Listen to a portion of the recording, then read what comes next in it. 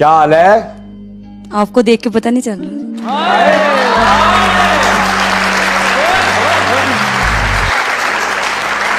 क्या मतलब मैं आपकी बहुत बड़ी फैन हूँ और मैं सिर्फ आपको देखने आई थी यहाँ पे। अरे आपके आने का बहुत बहुत शुक्रिया। ये लें जनाब, देख लें। हाजिर। क्या कहना चाहेंगी? मैं आपके लिए एक शेर कहूँगी। प्लीज प्लीज कहिए। निसाबे जिंदगी जिस पे लिखा है, किताबे दिल वो बस्ते में पड़ी है, वो ऐसे ढूंढने निकले हैं जैसे मोहब्बत जैसे रास्ते में पड़ी। अस्सलाम वालेकुम। वालेकुम अस्सलाम।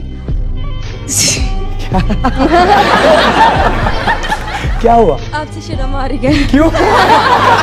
आप प्यारे बहुत लग रहे हैं।